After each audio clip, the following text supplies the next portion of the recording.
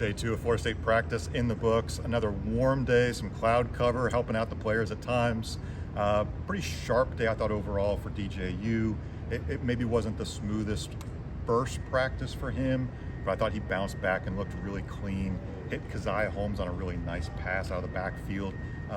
On the money, very accurate from him. I think we've seen some consistent storylines for 2 days. One guy I want to talk about is Kyle Morlock. This felt like a year 2 acquisition. I've called them stash and develop transfers. I think Kyle Morlock is that guy that you knew coming from D2. It was going to take him a year to get acclimated. We saw a breakout game up at Pittsburgh. It looked really good there. And in certain moments for him, I think Kyle has been very consistent. He's focused on the route running. I'm curious your thoughts on what we've seen development from a guy like Kyle Morlock, Jerry. Oh yeah, he looks like a different guy in respect to me. He's a strong kid. He's lean, but you can tell he's muscular. And so Kyle's got a good future at tight end, I think.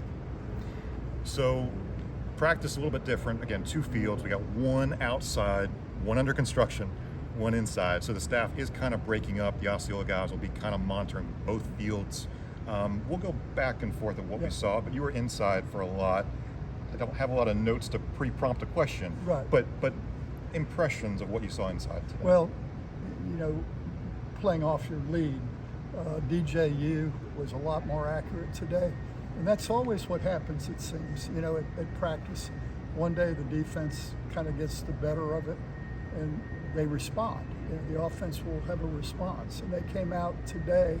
I felt like from on the inside, I was tracking completions versus passes, and against air, we saw 2 drops out of about 40 passes, and the quarterbacks were accurate on every throw. I thought Brock and DJ were very accurate. And so there's a big improvement, I thought, from day 1 to day 2 in the passing game, for sure. In the running game, there aren't pads on yet, but we saw some speed from Makai Danzy. When he hits the edge, yes, it looks really, really good. Florida State has a wealth of options at running back. We don't know how the carries are going to be split. This isn't like a starter thing. Running back by committee has been a Mike Norvell thing. Typically 3 to 4 backs are going to get carries, and they're replacing 3 of those top 4 backs from last year. I don't know how you make Lawrence Toafili, Keziah Holmes, Roydell Williams, Makai Danzy. We've got a lot of names there. It's early, but just thoughts on the running backs. Yeah, I made some observations to Pat while we were standing inside. That to me, you have a couple of backs that are pretty similar in Roydell and in Cam Davis. I mean, they're both like powerful dudes and with speed and can change lanes. So those 2 guys, I feel very comfortable. Of course, Toafili, you feel very comfortable about. We saw some looks. Singleton today had a couple of good runs in shorts, which kind of meaningless, but you can see their ability. And then again, Jalen Lucas makes a cut today where I thought he was falling down. He was almost horizontal to the ground when he made his cut and came up. Just an unbelievable skill set. Balance, body control, low center of gravity. It's all good. It's all good, man.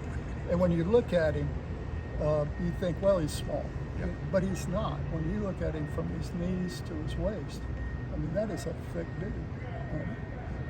I keep, mentioning people that he reminds you of, and Chris Thompson. Chris Thompson keeps coming to mind. So there's a lot of weapons out there. I thought today was more of a instruction day. The pace of practice was slower, and I think that was because I was watching Odell a lot coaching defensive line. He kept making them come back and do it again.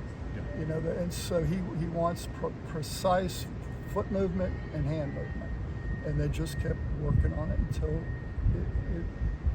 they did it right. And so that'll start to go away, I think, as we get closer to game preparation.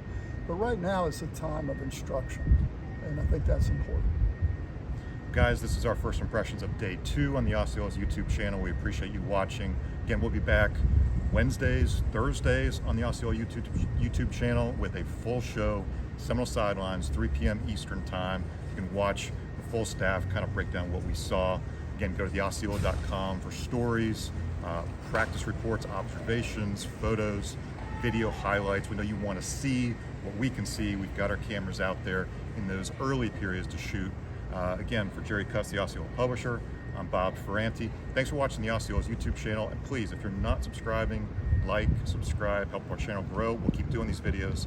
We know you're enjoying them, and counting down under 1 month to kick off for Florida State and Georgia Tech.